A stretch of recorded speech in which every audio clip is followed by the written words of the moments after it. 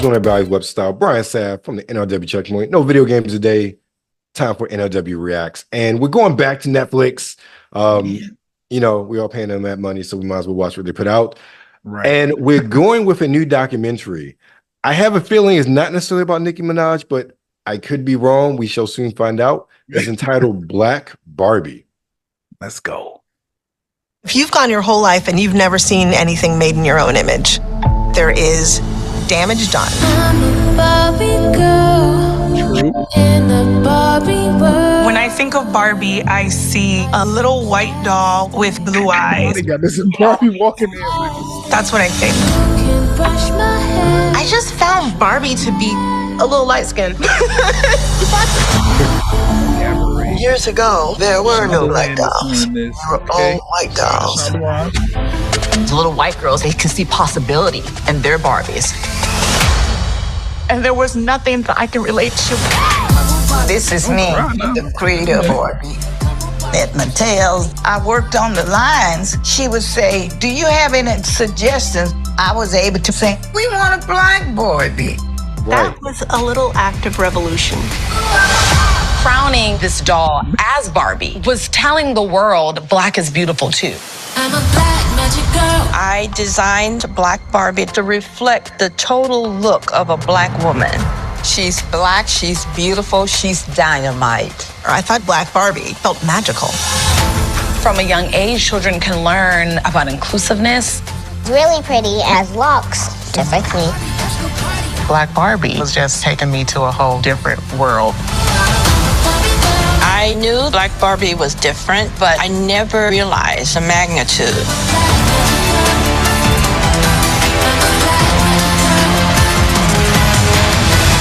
When did you first fall in love with Black Barbie? When I first got one in my hand.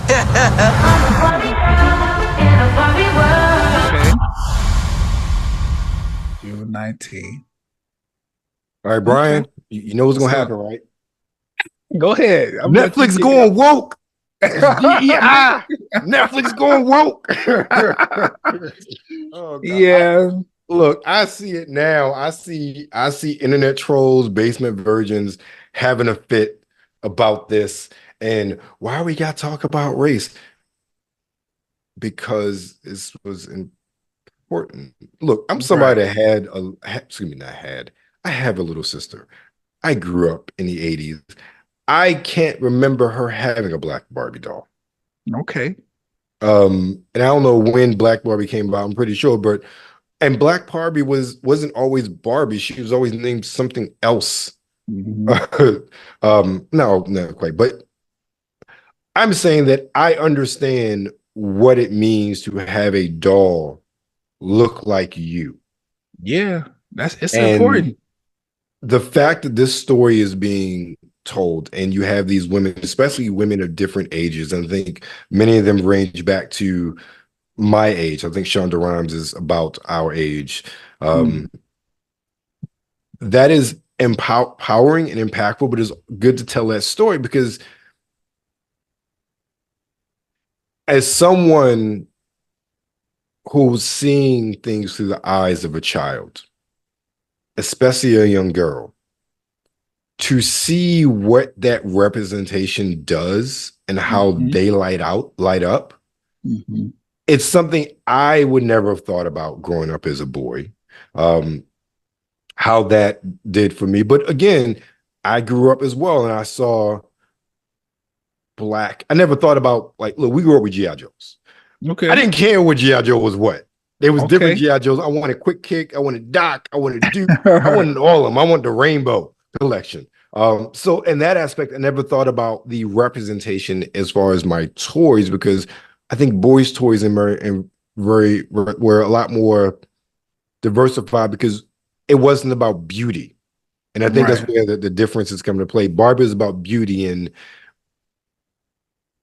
we've had, or toy makers had a very Eurocentric view of beauty, which white, blonde, blue eyes. And again, not saying that it isn't beautiful, but that's not the only thing and the only way a woman looks is beautiful. So I can only imagine the sort of resistance that was faced to get a Barbie doll that had a different complexion out on the market, especially looks like, was this the 70s, maybe early 80s this happened. Yeah, I can imagine. So this is definitely a story that needs to be told. What you think, Brian? I agree with everything you said. I would add to that that Barbie being a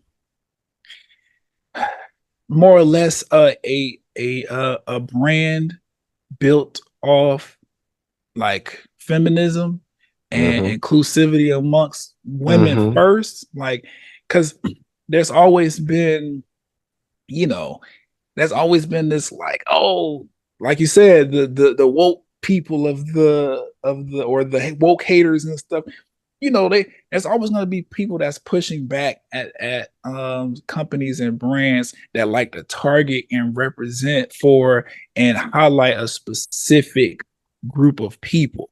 It's just, for whatever reason, white male privilege, because that's usually where it stems from, has an issue with anybody else, whether it be men of different color or women, period, taking center stage and doing it in a way that's like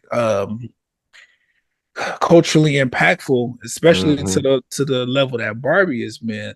So I don't know, it's really dope, because growing up like in the 90s, my I don't have sisters, but I had girl cousins and everything like that, and that was like, it's interesting, because I would say like the Black Barbie and even like the Cabbage Patch dolls, the Bratz dolls and things like that, those came about in the 80s or whatever, and when they first got their first Black like character or whatever.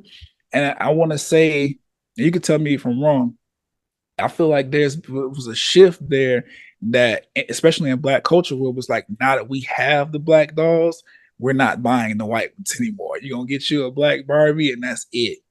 At least in the 90s. Look, I had 90s now, from personal experience. Okay. And let me tell you now, you Barbie, look, you got full-figure Barbie in a wheelchair, Barbie in tennis, Black, white, Asian, Latino, like, you got Barbie of every hue, maybe not like huge, but definitely curvy, like a woman with curves. It's amazing. And if I was a little girl, that I could literally find a doll that looked like me, or look like my mom, or look like my aunt, look like the women that, regardless of what complexion you are, that I can find a Barbie doll that reminds me of someone special in my life, or just reminds me of me.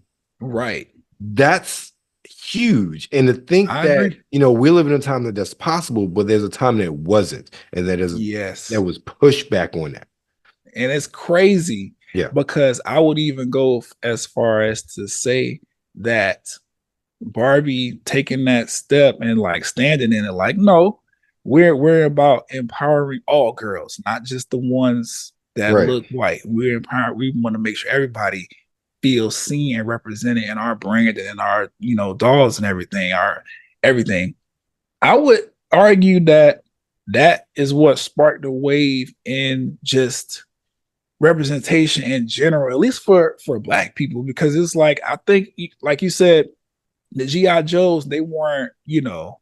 At least when I grew up. Diverse. Yeah. I know when you had the larger G.I. Joes, they were all one. Right. So you have these figures.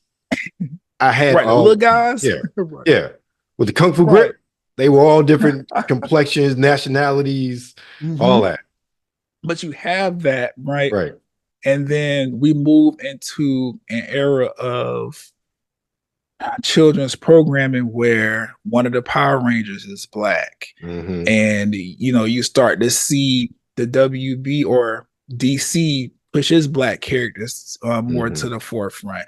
We get characters from Marvel that are obviously Black, that are starting to not necessarily separate themselves, but stand out more. And I don't know, I just think it's dope, and I appreciate this documentary. I'm actually gonna watch it, because I think it's dope. I feel like it's very much it's a part of Black pop culture history that hasn't been talked about, but it's, even though it's been like super impactful, like, you know, you open it up talking about, you don't think they're going to talk about Nicki Minaj, where it's like, she's been one of the people that have kept that brand, at least household as far as Black women is concerned. And for it to come so far back from like, back when, I don't know that lady's name, I missed her name, come up on the title card or whatever, where she's like, I'm working in the factory, and like, I suggested the Black Barbie idea, and then we got a design team behind it and stuff like that. Like, that's dope, because it's still relevant to this day, even though Barbie is a how many year old brand? Like, I think it's like, is it 60 years old now? Got something is close to it. And I also really like that they're making a point to have this documentary come out after the success of the Barbie movie and soundtrack, because obviously there were Black Barbies in that film, and obviously, you know, it was a bunch of woke haters, you know, on the internet spewing their garbage and supporting Oppenheimer just because it was not a movie centered around women. So I don't know. I just think that's dope. And I like Mattel and the Barbie brand specifically. I like that they're making it a point to be like, to literally stand 10 toes, like stand on business and be like, Barbie has always been about inclusivity and making sure that women and girls see themselves in every single position that could possibly be held by a human being, and they just continuing to be like, that's what we want to do. Exactly. Barbie is 55 years old. She can apply for AARP now. She can retire. Yep. She goes to retirement. Yep. Have another Barbie. But so, that's our take on Black Barbie. Definitely, I think a very interesting documentary coming out on Netflix. I'm looking forward to it and to learning more about the story and the history and how we got to where we are now. Make sure you check it out on Netflix when it drops. You know you are Nerds Through the World. Make sure you follow us on Instagram at News Release Wednesday, on Twitter at the NRW. And of course, you're currently on YouTube, so make sure you like, you share, and you subscribe.